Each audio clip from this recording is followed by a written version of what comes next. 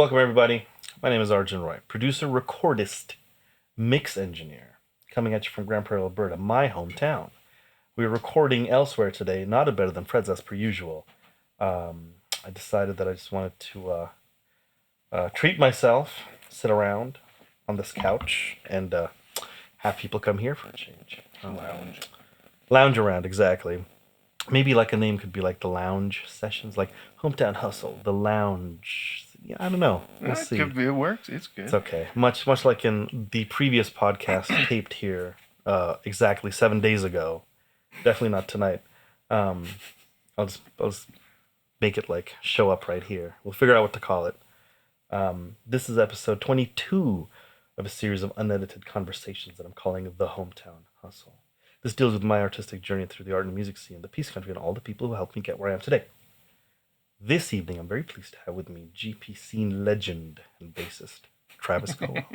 Oh. Welcome, Travis. Thank you. Thanks for having me. This is awesome. Dude, thank you for making time to come hang. Oh, of course. Chat about the scene and music and all that kind of stuff. Yeah, man. Like I said, I'll let you self-identify as OG as you would like. Oh, we can get to that later if you want. The oest of the G's. The oest of the G's? The oest of the G's, yeah. The oest of the G's. Travis Colwill. What? Well, exactly. Ka-chow. Yeah, that's right. That's how we'll end this. Like and subscribe. Woo.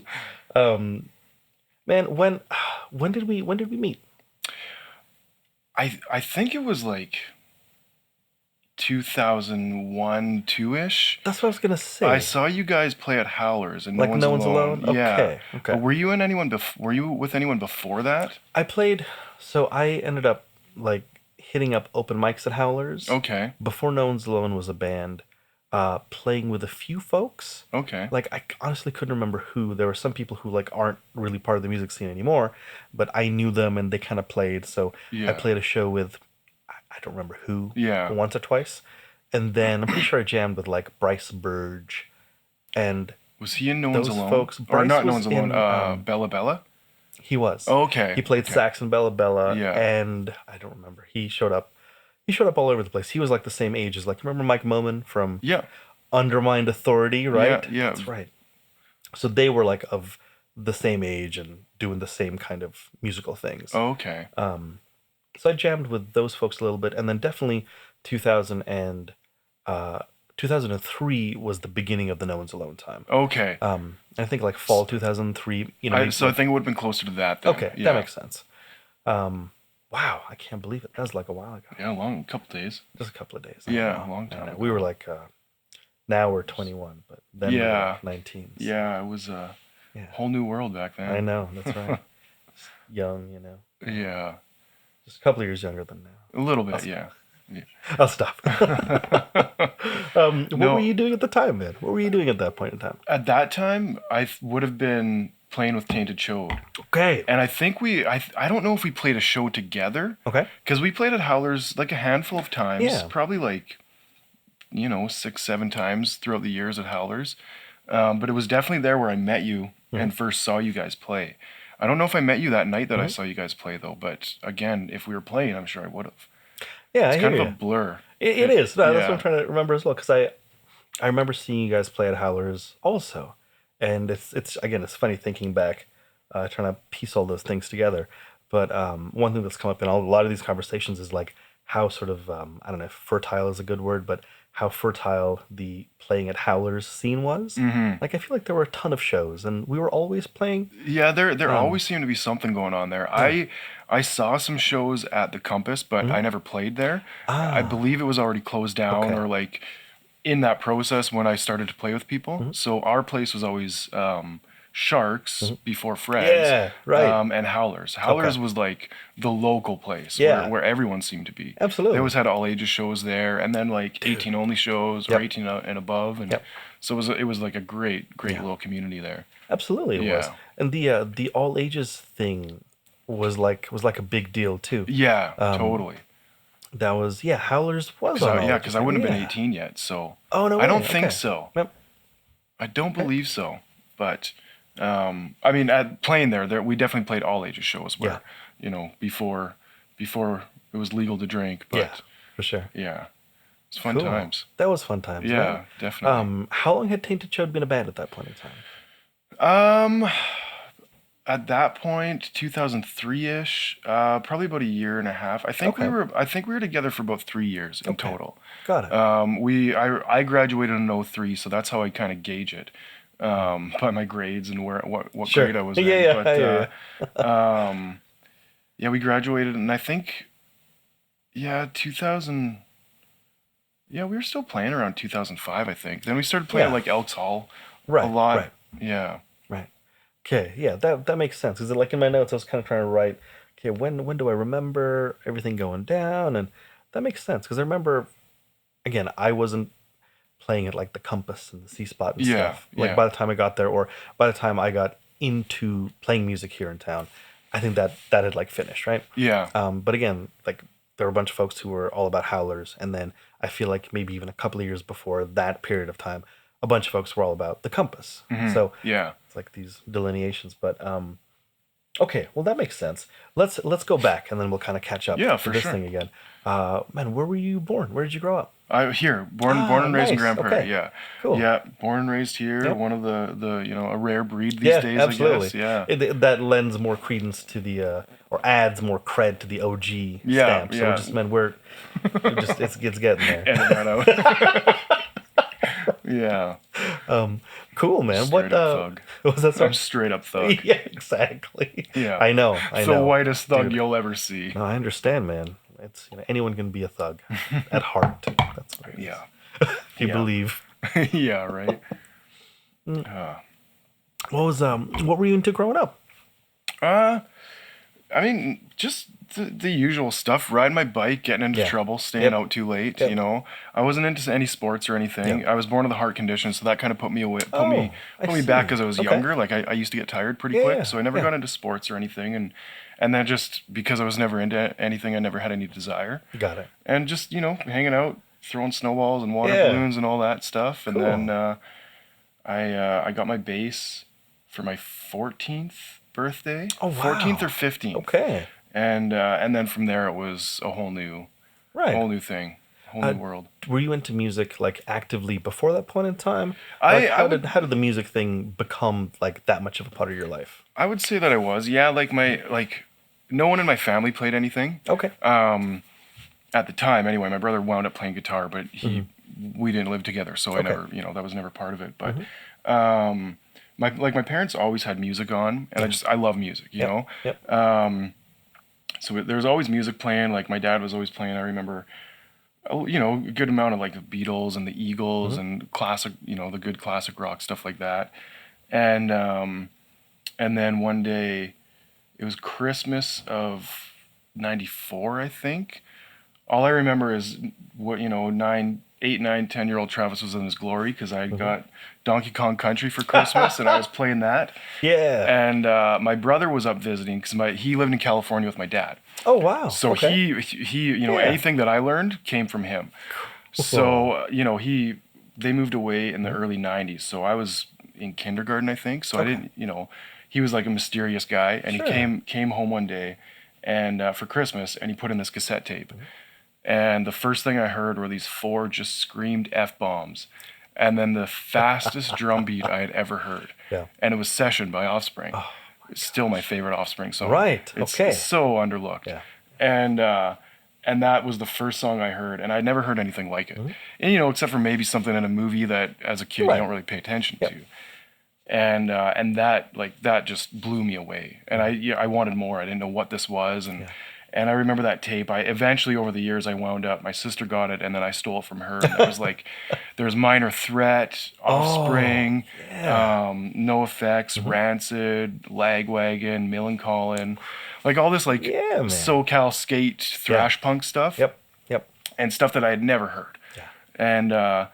And then my sister always had much music on, so I got that through osmosis or whatever. Then I always had much music, and when they played music, Video Flow, 8 hours of music videos, dude, and it was the greatest. Yeah, always on in my bedroom. I had a TV in my room, so that was always on. Yeah. And then you just catch all these great music videos when music videos were a thing. Absolutely. And so that tape that my brother changed. Like I wanted more of that. Yeah. And then, let's say that was 94. It was right just after that. So I'm sure it was 94. Doogie came out, and that was like, to this day, that's still like my musical Bible. Yeah. I love it. And that came out, and then I got hooked on that. And as one does, that's such a huge album for so many people. Yeah, absolutely. And then it just kind of snowballed from there. And then so I would have been in like 4th grade there, and I fell in love with Rancid at a very early age. They're still my favorite band. Yep. As soon as I heard Salvation, I think it came on Much Music. It might have been on that tape, but I remember the music video, the black and white riding around on his pedal bike. Yes, exactly. And, on their little BMX bikes, and that just changed me. And then I was in, and I loved it. Yeah. And I didn't really. I was a very timid guy, so I didn't really express anything. But in my heart, I was just kicking and throwing my fists, and I was moshing. I always had my headphones on. Yeah. Very young age, I always had my my Walkman on. I remember recess time. Me and my friends screaming the lyrics to Longview during a soccer game at gym class, and the teacher just there's too many of them. I can't stop them. That's right. It's too late now. Yeah. Oh my gosh. But yeah, I fell in love with punk. I guess punk for my generation, the '90s punk. Yeah, absolutely. Very, very young, and I loved it, and I hold it very near and dear to me still to this day. Dude, for real. Yeah. That was that era of punk was again, we were talking about waves of ska some time ago, but those waves of punk that came. I mean, that was massive. It really was. That was a wave that went everywhere. Yeah. And it got so much, I don't want to say radio play, but it got so much coverage. It got through to so many more people. Yeah. Well, and it wasn't, I wouldn't say it was radio play, but going back to video flow, right. There was, you'd see an Offspring video, then a Green Day, then Weezer, and then some, Liz Phair, and then the Spice Girls would come on, and then it would just it was wonderful. It was really just. It was so good. Yeah. And it's sad to see that that's not really a thing anymore. Or maybe it's harder to find. It's not so much of a and maybe community is the wrong word, because like you said, it exploded. It was huge. Yeah. It was completely mainstream. Absolutely. But it still felt different. It felt like you and your group were the only ones that listened to it. Dude, that's just it. Yeah. I mean, and that's one of the cool parallels about, the punk scene and the metal scene, fans of those musics, people who are into those genres of music. It's always that feeling of family and community. And, it's you go to a punk show and everyone's oh, hey, cool. You know, you just doesn't care. It doesn't matter how you look or whatever. Yeah. I go to a metal show now or back in the day, same kind of thing. Oh, cool. Hey, what's up? And you're just in. Totally. That everyone is there. Everyone has everyone's back. Yeah. And you guys are just there to enjoy whatever the thing is. Yeah, just take whatever it bands. in. But yeah. And that's. Yeah, I know what you mean. And again, with metal, I guess in the mid 2000s, Killswitch and bands like that got Grammy nominations, and they sort of punched through and became mainstream. Yeah. But it was, I would equate it to that same feeling. You're but this is still our thing. Yeah, totally. It's weird because it was so much bigger than it should have been. Mm-hmm. Maybe not should have been. I think it should have been huge. Heck but yeah. But yeah, it was cool. Yeah, absolutely. Yeah. I guess the sentiment is for music that's always. I mean, I don't. Again, I hate to generalize, but punk and metal and music like that, it's always been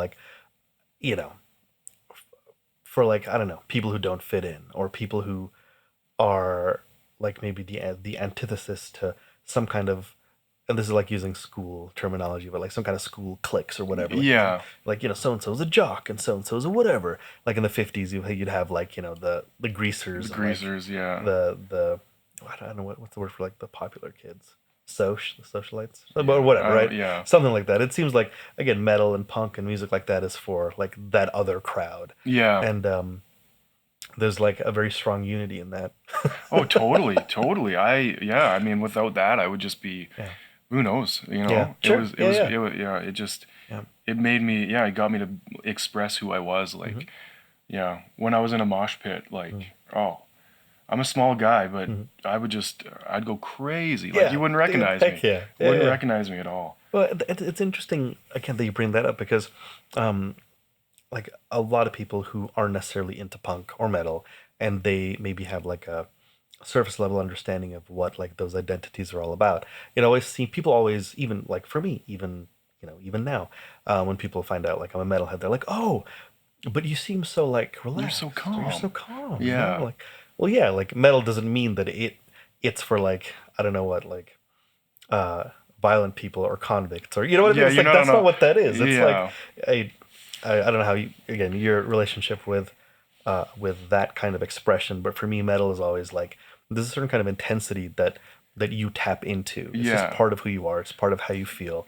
And I mean, man, crank up like Raining Blood or something like that, and you're like, Just yeah, ready to just feel thrash. good. Like, Yeah. yeah, this is great. I Um, yeah. yeah, I never got like big into metal, but I yeah, know quite a lot of people. yeah, And I mean, it's the quietest, most timid, most gentle people I know. But then you turn the volume up, and yeah, the beast is unleashed. exactly, But absolutely. it's such a good beast. Yeah, that's just it, man. Yeah, It's so funny.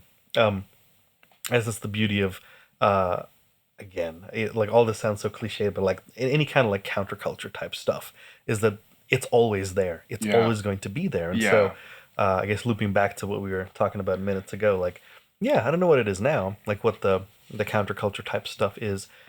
Obviously, like like I've aged out of the group, like the target demographic for any of that kind of stuff. yeah. I hear you. So people are doing some things, but yeah, it's not what I would think or reach for. But Yeah, I'd be curious to know more about it. yeah. Sure, the young kids will all find out soon. We'll find out. Well, Yeah. yeah, I'm sure we'll find out like online. It's like, Oh aha, yeah, like the yeah. next TikTok craze is, Yeah, who right. knows? Take my video, Dad. Yeah. Don't Oh worry, my it's only 30 gosh. seconds. Right. Yeah. What is that like? This is crazy, man. Yeah, I know, right? Oh, it's good though. It is. Yeah. That's the thing. It's always going to be different. Yeah, totally. Totally. Were you into going to a lot of shows growing up here in town? So I wish that I got into it earlier. The first show that I went to, I remember I was in ninth grade, and it was at the Compass, and I think I saw maybe 3 shows there, Oh, cool. and then it was closed up. Right. Right. But I mean, the first show that I saw there, I'd never been to a show before that. Okay. Like not like that, not in that atmosphere. And I just got in there, and it was just this small room, Right. and there was way too many people that Yep. that should have fit in there, and it was loud and sweaty and musty, and it was exactly where I needed to be. Yeah. And I remember standing outside waiting for my parents to pick me up, and I was just dripping wet. That's And it was so much fun. Yeah. And then from there I was just like, this music and this scene, and people are doing this, and Yeah. and you can take that and throw your arms around like this, Yeah. and just, and no one's getting it. Like, you're not fighting, you don't have to worry about what Right. you're doing. Like, Right. everyone's looking out for each other. People Yeah. fall down, and more, Yeah, man. one Yep. person falls down, and there's 16 people that stop and pick you up. Totally. Absolutely. And it was amazing. And then, yeah, I saw like 3 shows, and then it closed down. And my group of friends at the time, none of them were really into it. Oh, okay. Yep. So, I was hanging out with these guys, and no one was really into it. I was playing guitar at the time. Okay. I already had my bass at this point. Okay. And I was like, love you guys, but this is, I need to do something else. And I stuck around for a little bit, but eventually I found a new group that was into that, and it was great. That's cool. Yeah. How did you get into wanting to play music? Like, there's a lot of people love music, they appreciate music, they want to go to shows, but then other people want to take it a step further. Like, hey, I want to play, Yeah. I want to play and actively do this thing. When did that become a thing for you? I always listened to music, and like I said, I always had my headphones on. Yeah. Even at recess Yeah. time, if they weren't on my ears, they were around my Yeah, neck, yeah. and I was still Yep. running around and doing whatever with everybody else, but I always had music on. And I would sneak my headphones into my bedroom and I would fall asleep with music on too. Oh yeah, man. And even to this day, if there's nothing on in the background, I can't fall asleep. It's ruined me, but I get so much good music out of Hey, it. that's just it. Absolutely. Right? And every once in a while, YouTube like ocean sounds.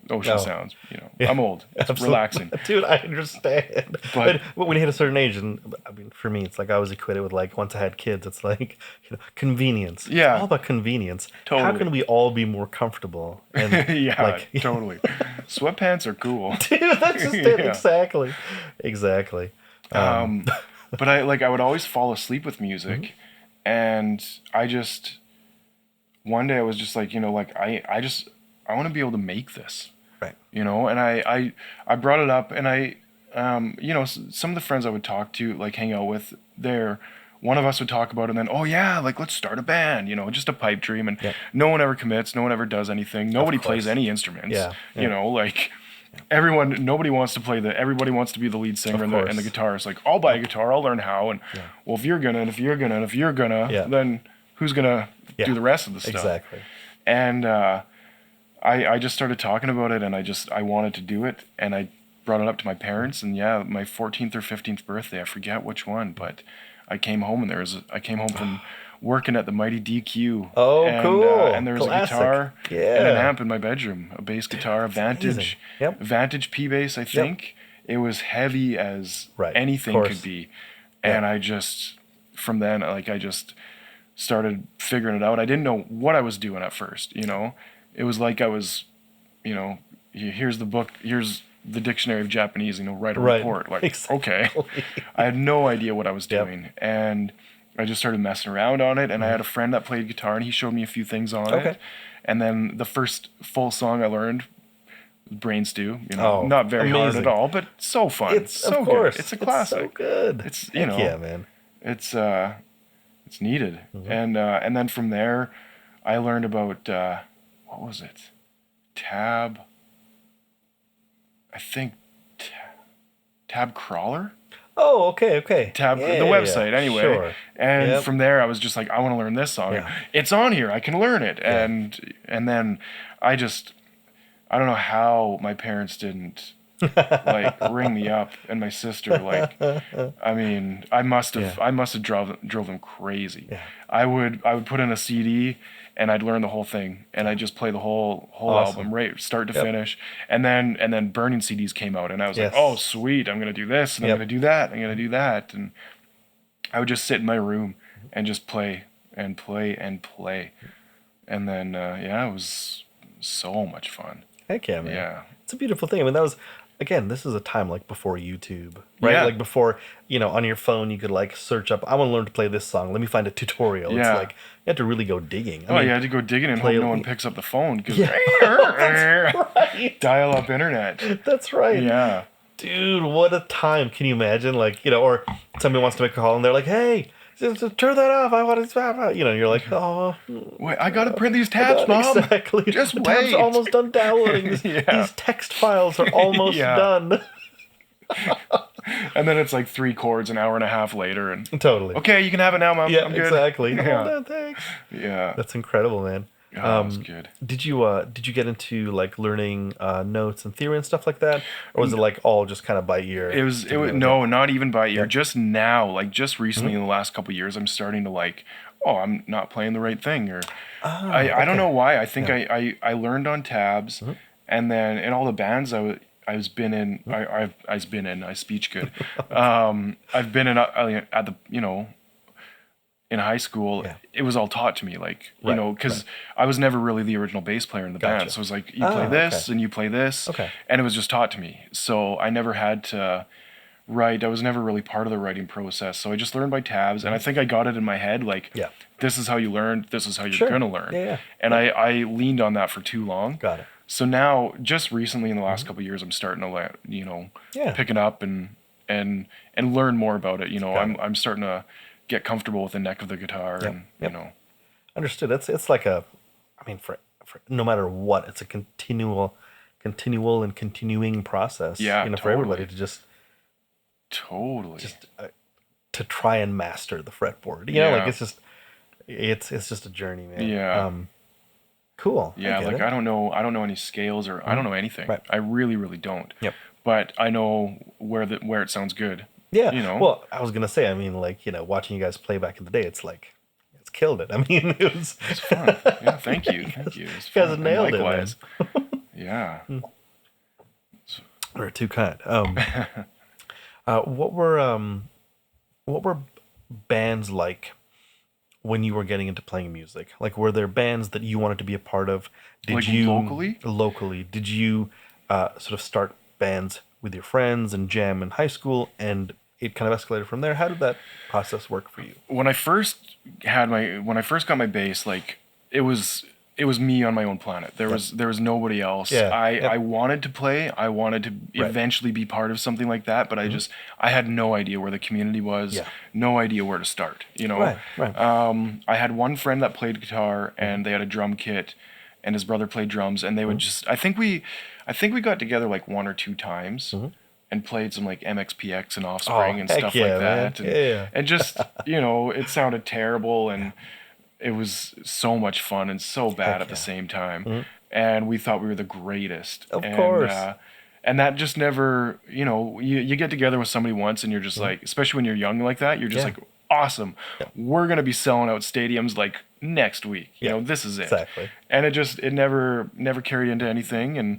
And none of my friends at the time played anything, and I would learn in my room, and that was it. That was it. So I didn't know. I had no idea where to even start looking at all. Yeah. And it was Shane Seward in probably 11th grade, I think. Me and him were in the same drama class, and we got pretty close. And and he just said, hey, like he was in a band at the time, and he needed a bass player, so he just asked me if I wanted to come by one night, and I was just like, yeah, I could do that. I mean, maybe I'll see what it's like. But meanwhile, I was just like, yeah, exactly. I'm already there. Like, let's That's leave class. Like, let's go right now. Yep. And that was the first band that I ever became part of. It was Awesome. Unhail with Shane, nice, Chantel LeBay, okay, and James Hare on drums. Wow. Okay. Yeah. I feel like someone else on this thing has talked about Chantel before. Okay. I think her and Al were pretty close. Maybe. Oh, okay. Maybe Al brought it up. I met Al through Chantel. I met everybody through Chantel. Okay. She was a wizard on guitar. And she was an artist, and she's in Australia now. Cool. And you give her a pencil and she can draw anything you wanted. Right. And you give her a guitar and she would melt your ears. Like she had so much talent. Yeah. It's a pure artist. Yeah, totally. Yeah.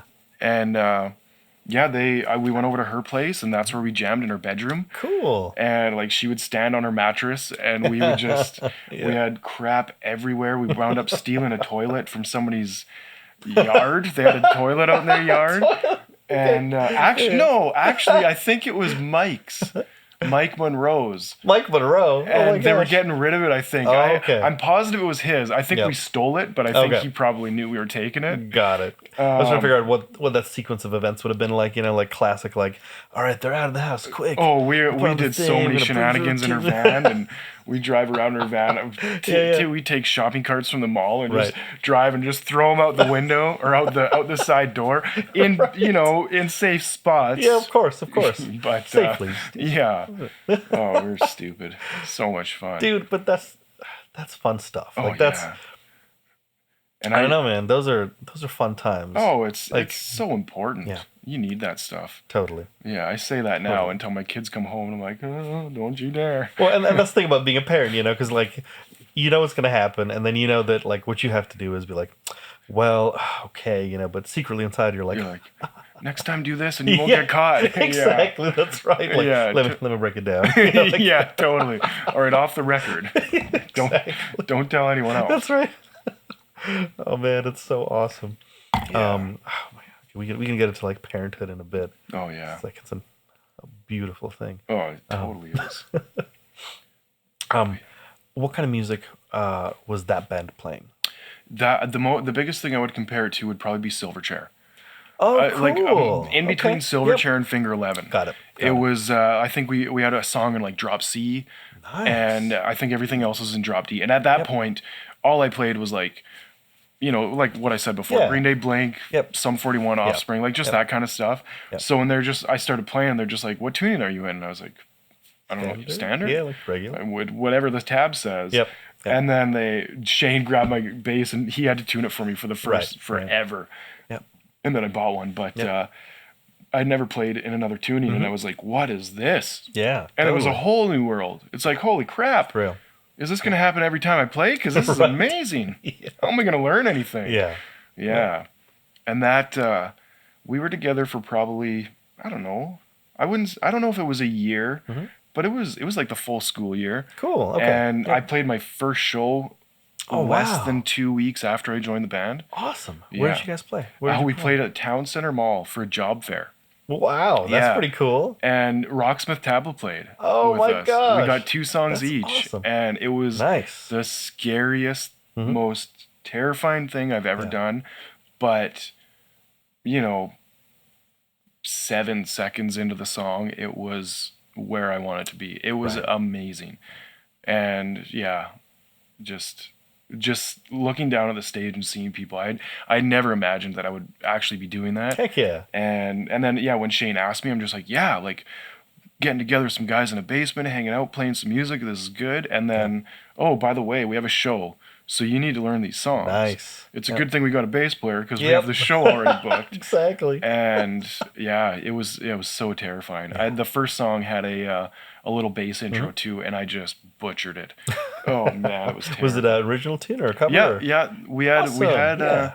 I still have a cassette tape with 3 original songs, and then we did System of a Down's cover of the Metro. Oh, yeah, cool, man. And that was I wish that I could still I wish I still remembered how to play that, because that was in drop C, and it was like just all over the fretboard. Heck yeah, totally. So much fun. That's amazing. Yeah, it's cool because again, the point that you brought up is really interesting because that's one of those situations where like people figure out really quickly whether or not they're built for that thing. It's like they start playing and they're like, I hate this. I'll never do this again. Or they're like, I need more I'm of all this. in. Yeah, absolutely. You're hooked right away. Yeah. The energy is interesting. What was the crowd like? Because it's like a job fair, right? So like, what was the reception like? Who was around? Like how, what was the exchange of energy like, I guess? It was great. Yeah. Like, and I think it was because Rocksmith had already been playing for quite a while, so they already had a good fan base. Yep. And it was just for it was for high school kids. Cool. And so all these people from school were there. So it was just it was like a party. It was great. That's all these awesome. people were in the middle of the town center mall, just on this crappy little wobbly stage. Yep. And all my friends from school and beyond are there, and it was great. And then we did our 2 songs, and then I got off the stage, and my girlfriend was right there, and I'm just like, yeah, this is it, man. Exactly. This is you it. made it, man. Yeah. That's the way. Of course. Yeah, I'm never looking back, Mom. No. Dropping out of school. Yeah. Going on tour. Woo. Yeah, I was awoken rudely the next morning by life. As do we all, right? What happened after that? Did you guys play a bunch more shows before disbanding? No, we played at least 2 shows at Howler's. And maybe more than that. I remember playing a show at Decoy Armories. Oh, yeah. And there was like a skate competition going on. Oh, cool. But that might have been after Unhail. That might have been when I was with Tainted Chode, because that was the next band. But so Unhail was together for probably like 9 months or so. And then it kind of got ugly, and we kind of broke up. But then like James and I still wanted to play in a band. Okay. And I think even Shane, I think we were pretty shitty to Chantel, and which it sucks. And I remember like I played with Shane afterwards. I think that James was there, and we were starting a new band, but it was just covers at that point. There was no originals, and we only played in Shane's garage a couple times, and then I was like, it wasn't really the music I wanted to be playing. I want to be playing more like, what I grew up with, the punk stuff, not the like heavier, just still amazing music, but just wasn't my thing. Wasn't your thing. So Tainted Chode was together. They were a three-piece. Oh, okay. And it was Brent, Matt, and Tony Bell. And he was on bass, and he wanted to play more of the stuff that I was playing. Awesome. And it was just an agreed swap. Yeah. And like I remember we all got together one day, and like both bands were together, just hanging out, and then we just kind of brought it up jokingly, and it was like, all right, well, we're jamming this day, so Tony, why don't you come by? And I never stepped foot in that jam room again, and I started playing with Tainted Chode. Yeah. And it started out as a three-piece, and so they already had a good basis of songs written. Like Brent had a book full of songs written. Brent Jones. Okay. Yeah, got it. And like he was an amazing songwriter. And so yeah, he's just like, these are the songs we're playing. This is how you play it. Yep. And it was, we were from then on we were together for like 3 years. Yeah. And eventually we got to like probably like every Friday, Saturday we were jamming, and a couple times throughout the week. So like probably 3 to 4 times a week. Man, that's amazing. And it was exhausting, but you still couldn't get enough at the same time. Of course. Yeah. I mean, that's like the best case scenario when, everyone's on board, everyone's on the same page. Yeah. It's hard to make that scheduling work for, like more than one human at a time. But, since you guys all have that shared vision and you love it so much, you make it happen. Yeah. And I mean, obviously the end result is like a really tight band. Yeah. Oh, yeah. We were very tight. Yeah. And we would like, when it was the three of us, when it was just Matt, Brent, and I, we used to jam at Brent's place down in Country Club. And we knew a place that would not ID, and we would get a flat of beer. Cool. And we would drink the whole thing. And by the end of the night, we were all feeling like sobered up. Totally. And then we would just, I need you to pick me up, Mom, or someone, I'd get a ride home, and then we'd do it all again the next day. That's just awesome. After school. Not always with alcohol, because, I was making minimum wage, but we would, after school, we would get together all the time. Yeah. And then when we started playing shows, then it wasn't like all the time, but then we had like more of a schedule, and it was like, okay, like when we get together, we're working on stuff, and we're still gonna have fun, but we want to write some more songs and stuff, and cool. Yeah. Talk to me about the songwriting in Tainted Chode. First of all, you said the band had already been together, right? Yes. What's like? How did the name come about? What was that like? So they had. I think Tony Bell came up with the name, and it's a play on words. Of course. It's a gross name, but it's punk. That's what we are. And so I'm pretty sure that Tony had come up with the name, and it was probably over a night of teenage drinking and joking and just being stupid. Yep. And where would we be without those moments? Heck yeah, man. And so I have a feeling that Decoy show was the first show I played with Tainted Chode. Okay. And the first show that Tony had played with whatever they were called. I totally forget. Right. But like. The songwriting, sorry, I kind of forgot where we're going there. Yeah. Most of it, like Brent wrote. Like I didn't really do any songwriting. There was one bass line that I showed the guys, and we turned it into a song. Cool. But other than that, he had all the chords written, and I just would follow along. Got it. And then I'd start improvising as I'd play like A, and then I'd start walking down the neck as we kind of knew the timing and what we were playing. Yeah. But I wasn't ever really part of any of the songwriting at all. Gotcha. But Brent was like a magician when it came to that. Like he had so many songs. We probably had in Tainted Chode, I would say over 20 songs. Like we would only play a good chunk of them. Sure. There was songs that I don't think we ever played live, but we had so many songs. Yeah. And it was awesome because like a jam would not be like, okay, let's work on that song again. Let's work on that song again. Like we would go through the whole set list in a night. Awesome. And it was so much fun. Yeah. Yeah. That sounds great. It was. Did you guys record any of that stuff at the time? Like, were you guys like demoing things and listening back to it, or what was that process? We did. Like? So originally it started out as a 3-piece, and then I think Richie Bell came in, and then Mark Sipe on fiddle. So we were a punk band with a fiddle. Oh, that's right. And we did I'm not even gonna lie, we did a badass cover of Painted Black, where he did the main riff on his. It was so good. I've got videos and videos of that hidden around my house. But yeah, eventually we were a 5-piece. Okay. And we were like we had a pretty good fan base, I would say. Heck yeah, absolutely. I mean, maybe I'm tooting my own horn, but you guys did. We had quite a good following. Yep. And originally, like we wouldn't do many shows. I don't know if we did many shows as a 3-piece. I don't even know if we played Howlers as a 3-piece. Okay. But I remember like a Battle of the Bands at the comp we did, and maybe 1 or 2 of those. And then Richie came in on guitar. Oh, on guitar. And then and man, he was amazing. And he's just like, oh, I'm just a drummer, but give him a guitar and it'll blow you away. That's amazing, man. Maybe Mark was there first. Okay. I'm gonna definitely jumble some timelines, but anyway, we had the 5-piece, and then we just started playing shows, and Brent would write the songs. We'd get together, and then we would narrow it down to like probably the same 16 songs that we would play like every show. We just change up the set list. We'd probably throw in a new one here and there, or not a new one, but one we don't play that often. But I was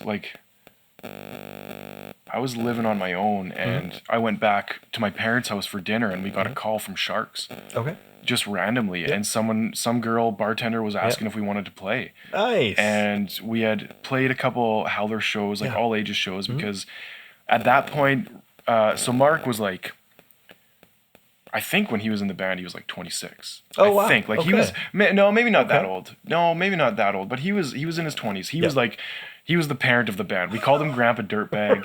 And that's awesome. We were at his Grandpa house, Dirtbag. and not because he was a dirtbag. That name, I don't know. That name came before. Like Brent and Dustin go back with Mark forever, so that was their nickname for him. Awesome. But he was the old guy in the band, and he would, he was the responsible one. But so he was over 18, Richie was, and then I was just barely 18. Okay. So I was, they phoned me, and I'm just like, I don't know, like, a couple guys aren't 18. I'll see if they. I don't even know if I said that at first. I was like, oh, maybe I'll call the guys and see what they want to do. Yeah. So then I called Brent, and he was like, yes, we're playing that. We're gonna play Sharks, and that it was tonight. Like, you guys want to come play tonight? Right. So, and this was the first time I was at my parents. Like, how they got the phone number, and after I'd moved out for probably close to a year. Oh wow. Like it was maybe it was a while. Like a series of coincidences. Yeah, totally. Serendipity led. Yeah. And then I phoned Sharks back, and I was like, yeah, but here's the thing, like, we're not all 18. And we played the show, and we called all of our friends, and it was amazing. Like, they wound up selling out some of the beers because there were so many people there. That's great. And then they asked us back the very next day, and the next day was St. Pat's. So, oh my gosh, so that was awesome. And then they just kept calling us back from there. That's incredible. I know your question was about the songwriting, but no, it's all kind of good. trailed off there. No, it all works out. That's the thing about. I mean, a lot of this is just like prompts. You know? It's like, I'm curious about this, and then it'll go elsewhere. Yeah, that's totally awesome. Weave in and out.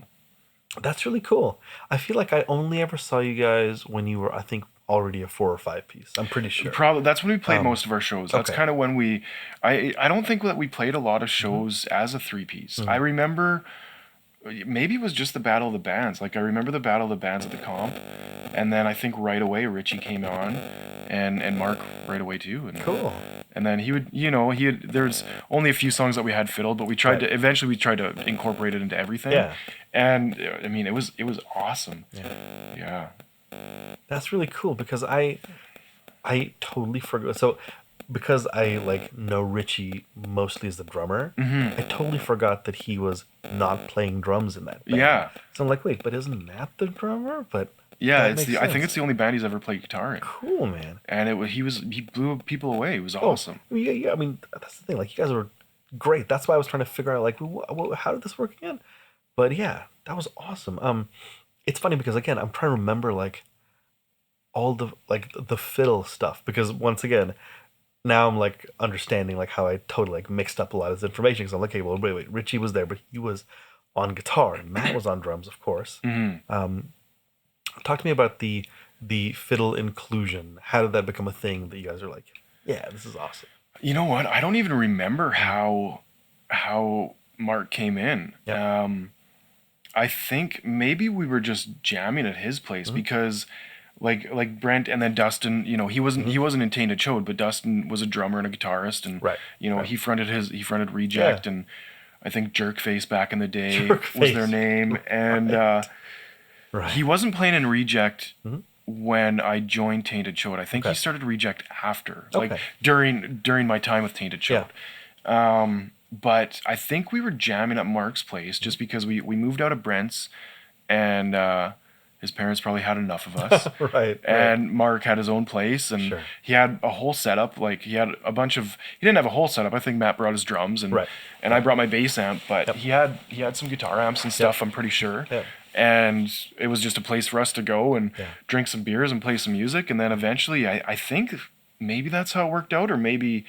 I mean, I forget exactly how he came in, but it was very, very quick. Yeah. Like we weren't a band for a long time without Mark. Like Tainted Chode was the 5-piece. Yeah. I wouldn't say it was the 3-piece. Got it. Okay. We became our own once Richie and Mark were there for sure. Awesome, man. Yeah. That's really neat.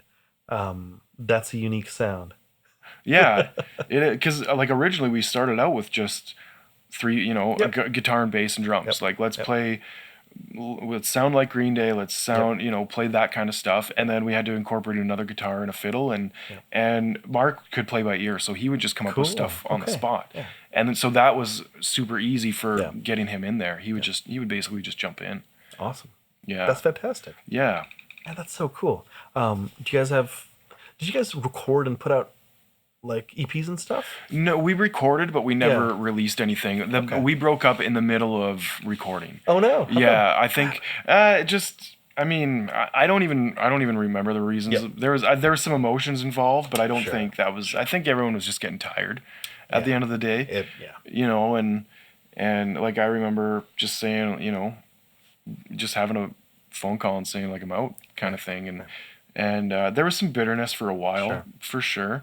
I don't think that we really ended on the best terms, but then it all came back, and we're all friends again, and it wasn't long. It didn't last. Absolutely, it's one of those things where, you know, like that kind of breakup is going to be tough, no matter what. You know, even if it's like on the best of terms. It's always gonna. It's part of you that's not there anymore. Yeah, exactly. Totally. Yeah. Wow, man, that's cool. What happened? What is this beep? Oh, how dare you? It's okay. Let me replace that real quick. We were just talking about finishing the end of Tainted Chode. Yeah. Recordings, ending up, the band ended during recording. Yeah, so we've got I have the disc. I've seen it since I've moved into my new place, but I don't know where it is now. But we've got like I think 5 songs. Cool. And there's one song that wasn't finished, but we had one song on the radio.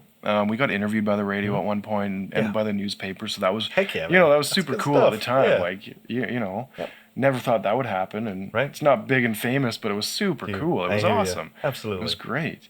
And then, we just disbanded, but man, we had some, like I was saying earlier, like that show for Mad Bomber Society, when we got to open up for them, like it was amazing. Yeah. It was huge. Remember that show being just jam packed. Oh, it was. Just like tons of energy,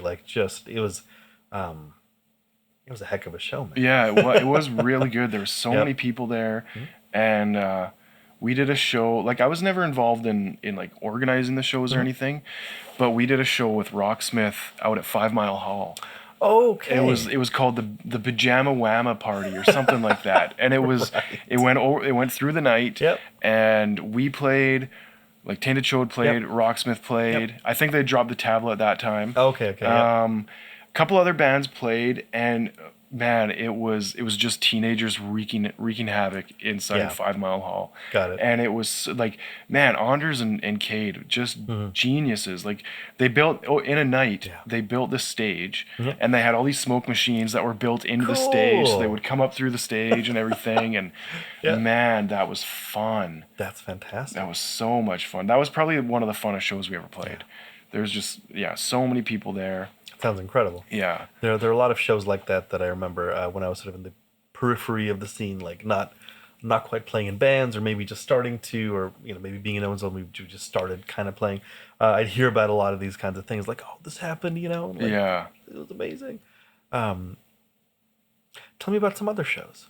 So, I mean, we did like that first one at Sharks where all of our friends were, like when they sold out of, I think, like Kokanee and Canadian and stuff, and because that's all we drank. Right. They asked us back the next day, which was St. Pat's, and that was another great show. And then Peter Shields, that owned Sharks, he just kept calling us back. We played there probably like a dozen times. Like we played there all the time. And we would just all our friends would go there, and it was always a packed show. Yeah. And then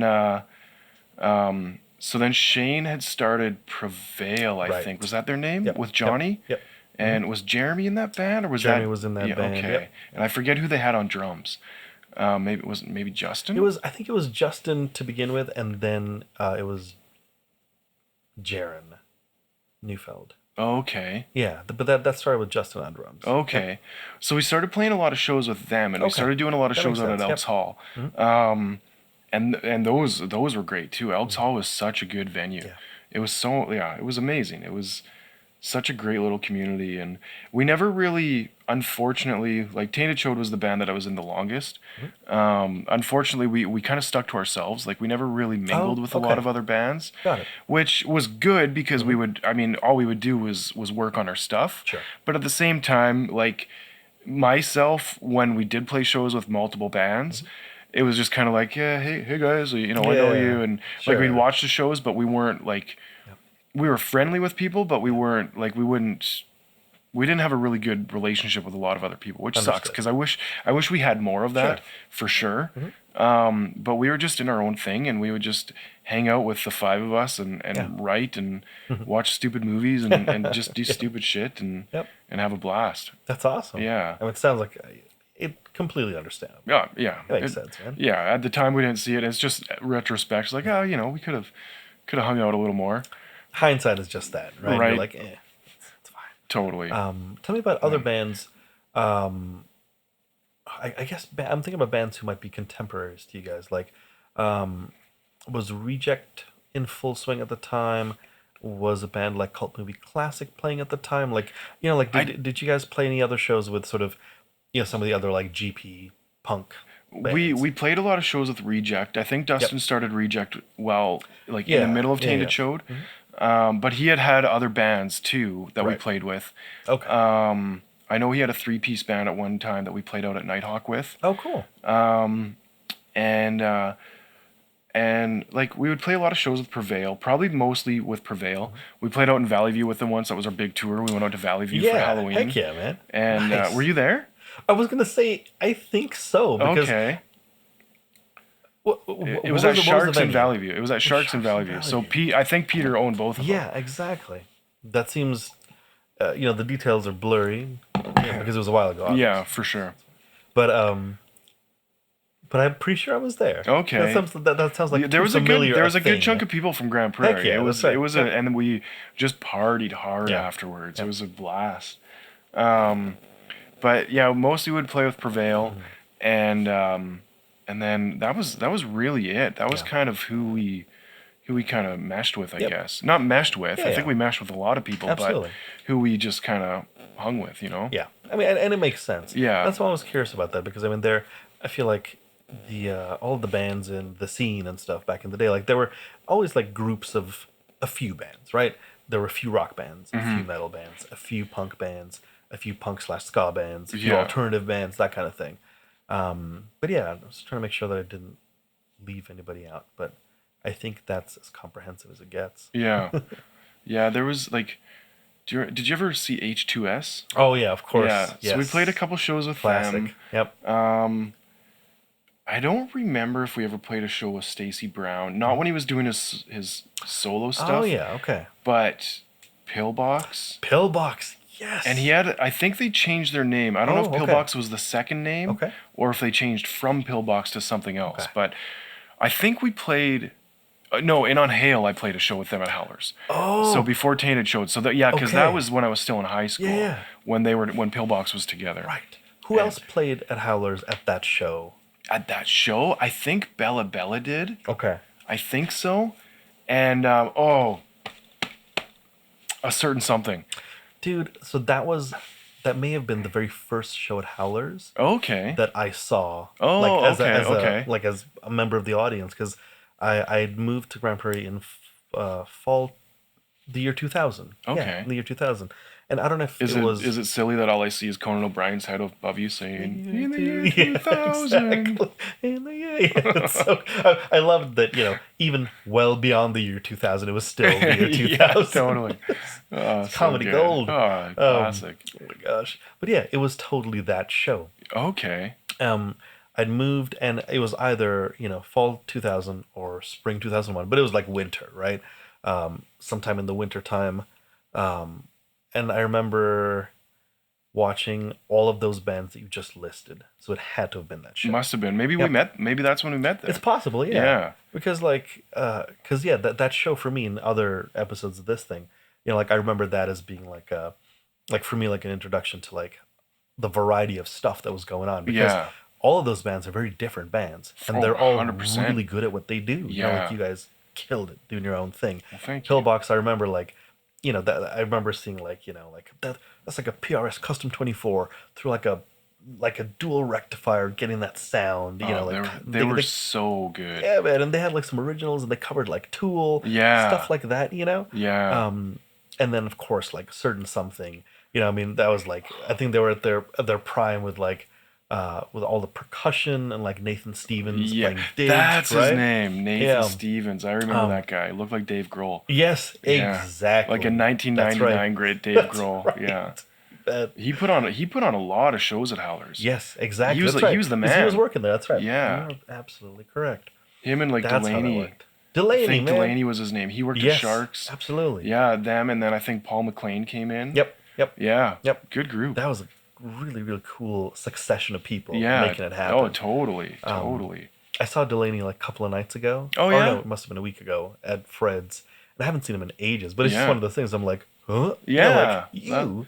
Very cool. Very cool. I forgot about that. Yeah, Delaney, man. He, again, just like you mentioned, Nathan Stevens, Delaney, like those folks did a lot to like keep shows going. Yeah, they whether it was did. local band shows or whatever, but like, Yeah, I really think good I time. watched more shows than I played in that Sure. time. Yep. And it was like I remember seeing Bella Bella a few times, Mm-hmm. and I think they broke up shortly after. And Yeah. and same with A Certain Something, and especially A Certain Something, I just wanted to see more of them. They were so different, like Yep. nothing I'd ever heard at the time, and just amazing. I remember hanging out at Mac's house one day, and it was a whole nother world. Mm-hmm. Yeah, It was awesome. absolutely. Yeah. Those guys were, again, I mean, I can kind of like go off on the unique sounds of these bands like all night, I feel like. Yeah. But the all the different influences that they pulled together, all the different instrumentation that they used. Oh yeah. And it was all like super melodic, super groovy. Yeah, really, They'd really. like go off into like jam kind of tangents, Mhm. and it would all just loop back into just whatever the song was doing, like the chorus Yeah, or they whatever. could just like improvise. Yeah, Like yeah, and it was it's like they great. didn't have a set list at any time, and they Right. they would just just gel together. And everything they did was just killer. Oh man. yeah, so good. So good. Yeah. Yeah, that was a lot of fun. Man. Yeah. Cool. It's really funny thinking about that show, because that's, like I said, that's always been like a touchstone. Like that was the first show that I saw. That's all the really stuff cool going that you on. were there. I'm pretty sure that I was in on Hale, Yeah. or I know that I was on Yep. Hale at that point. Okay. Because like all the other bands other than Rocksmith Yep. had disbanded by the time Tainted Chode came around. Got it. Yeah. Okay. Very cool. Yeah. That's amazing, man. And then after Tainted Chode, I Yeah. jammed What happened with, then? After Tainted Chode, I jammed with Chris Guthrie and Jeremy Gustafsson for a little bit. Yep. And we had a drummer. His name was Christian. Mm-hmm. We played one show together at Howler's, maybe two. It was just covers. Okay. We didn't have any originals or anything. And then Christian left, and I might be getting this backwards, but Bevan was drumming for us for a short period too. Okay. Right. And he might have actually been we might have played a show with him. Maybe Christian wasn't there. But I mean, all the Howler shows, they all blend together. Yeah, I'm like, absolutely. was I in this band or that Yeah, band, or was that's I right. not in a band and just spectating? Totally. There's just a Yeah. lot of shows. It There was just really was. just a whole scene just based around Howlers itself. Yeah. Yeah, Howlers So, was a great venue. I yeah, loved that place.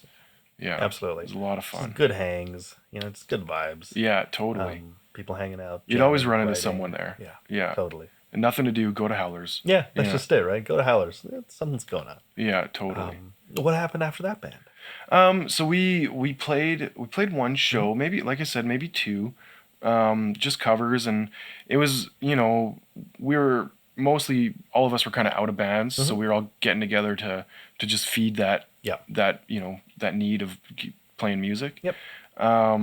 And then shortly after that, that's when my then girlfriend got pregnant, and I hit the brakes pretty fast. I was just like, course. I'm having a baby, I'm out. Yeah, And absolutely. and then I got out of the scene really fast, which I could have been like, I still got a good 8.5 months of this, but also I didn't want to, I didn't want to be that guy, Yeah, so I stuck it out with her, and Of course. and so I got out of it really fast, which, looking back, I wish that I would have at least kept some of those relationships. Sure. Not that they, like, nothing went in any negative way, but I they just understand. fizzle out as time goes on, and Absolutely. family became my number one, and Yeah. and focusing on all that, and I'm just starting to get back into it. I'm jamming with some guys Cool. again now, You're and saying, yeah. yeah, That's great. it's the funnest. It's actually the funnest time I've ever had, just playing in a basement. Cool, man. So good. Absolutely. We're writing our own songs, and Yeah. and I, like I said earlier, I've never been really part of the writing process, Right. and now, like, we're full on in there, and I'm Yeah. just coming up every bass line I've come up with, and even helped with a few lyrics here and there, and and it's good. It's a lot of fun. Definitely. So I mean, if we ever play a show, I don't know. Yeah. We're not there yet, but Of course. But I hope so. Yeah, man. I really hope so. It 'Cause sounds I'm like getting that the- itch now. Right. Now that I'm playing with people again, and That's just it. yeah, If you're a person who does that thing and you like doing the thing and you used to do the thing, it's like it's never gonna go away. Like, Yeah. I mean, well, it's funny because I feel like I got back to town. We saw each other at Better Than Fred's, like in December for something or the other. some show. like Danko Jones or like Big Sugar or Yeah, Big Sugar, I think, something maybe, like or that, right? Everlast or something. Oh my gosh, it might have been. I think it was. I think that's the Holy last show I cow. saw at Fred's, actually. It's a while ago. It was a while ago. I'm Yeah. sorry. Totally lost my train of thought. We saw chatting, jamming. Just getting back The into it. Once journey, getting back. you're never really out of it. Yeah, right. So I don't know if you feel like this when you go to a show, like you're at a rock show and you're just like, your finger itches. You're like, Oh, I could be. all the time. Like I'll be there. Like I'm just going like this. Exactly. Or, Like air I know guitaring, this, or, air bass. like yeah. I wanted to. That's really cool though. I mean, it's great that again that you're now at this point in life.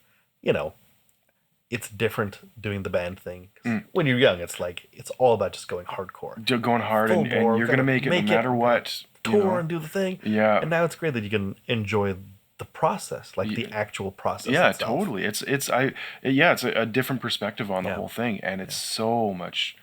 I mean, it was so much fun when I did it back in the day, but Yeah. and maybe it's because it's been so long, but this is like the funnest time I've ever had with playing music. That's It's awesome. awesome. That's Yeah, beautiful, good man. group of guys. And Yeah. we just there's no schedule. We're all from different backgrounds, Right. and I think that helps because we're not like Right. we're gonna sound like this. We wanna aim the car Totally. this way and just Yep. drive that way. Yep. It's like you want to play that, and okay, that sounds good. Let's fit this in here, and yeah, it's great. That's awesome. Yeah, it's a lot of fun. Dude, let me backtrack real quick. Yeah. And talk about fatherhood. Yeah, What a cool thing. it is, man. I It completely is. understand the putting on the brakes real quick because I mean that's for me like the calculating collapse thing circa 2010.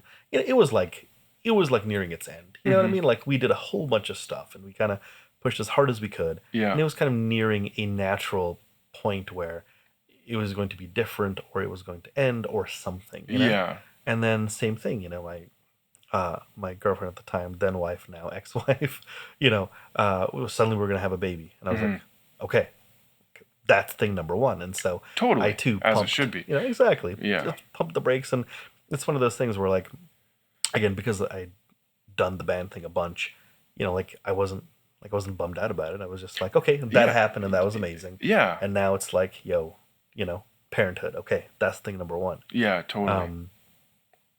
How did you feel when you first became a dad? Oh man, how do you explain that? I know, right? Like I just, I can't explain it either. But like, I was a blubbering mess. I'll tell you that much. The first night, absolutely. but it was. It's the greatest. It's amazing, and I mean, 13 years later, it's just as fun. Totally. Almost funner in a different way, Right, Like, absolutely. I took my oldest daughter to see Tom Petty. Like, it was awesome. Oh, right. Yeah. Oh my gosh. I need to do something like that with the others. Yeah. Just for me, like, Totally. whether they like it or not, I'm taking them. You're gonna see it. Yeah. But oh man, it's the best, and all their. I mean, kids are the best, but they are the worst at the same time. Like, of course. They drive you crazy. Yep. But man, I wouldn't change a thing. And like you said, like at the time when I remember going over to like Dustin and Richie were in a house together, and we had just found out, and I probably shouldn't have been telling anyone. And I stopped by their house, and I was just like, "We're having a baby!" Like, I was super pumped. Yeah. And then the next day, I saw Chris and Jeremy and Bevan, and I was just like, I can't do this anymore. I don't think I'm gonna have the time. And I had no hard feelings. I didn't regret it. Yeah. I didn't, I didn't look down on anything. It was just, it was just a time that was done. Yeah. And no, like I said, I'll get back into it. But yeah, like just being a dad is I wouldn't, if there's one thing that's gonna stop someone from playing music, it's being a dad. Heck yeah. Or a mom if you're, Of course. But just a parent, like it's the greatest. I love it. I wouldn't change a thing. Heck yeah. Yeah. Do the girls know that their dad was like a rock star back in the day? They know that I played in a band. I found some videotapes. Yeah. And I think I showed them a little bit, but I should sit them down one day and show them, because I have that Howler show where we open up for Mad Bomber Society. I have that on VHS somewhere. Oh, actually, I think the girl's mom has it. I think my ex has it, because they just told me that they found a VHS, but it might have been a family vacation. But but I have that. I mean, within one of our houses, it's there, and I need to get that, because that's incredible. It was our show, and I'm pretty sure it was the full Mad Bomber show too. And that would just be, even for myself, like I just want to watch that. Yep. Yeah. Heck yeah. Yeah. Beautiful. Yeah, that's great. Yeah. I think this is a natural point to pause. For sure. Maybe we can do this again sometime and chat some more. Yeah, I'd be down for that. It's funny with like all the stuff we talk about. There are all these tangents that we could go. Oh down, yeah. Whether it's people or gear or art, creativity, and stuff like that. But yeah, let's do this again. Yeah. Travis, thank you so much for being here. Thank you. It was good. Thank you for having me. Anytime. Thanks for your time. It's always good to chat. Yeah, definitely. It was good. Cool. So this is, we'll call it part 1. Okay. End of Travis and Arjun part 1. Very cool. Like and share or subscribe. Ciao. Do it. Thank you and good night.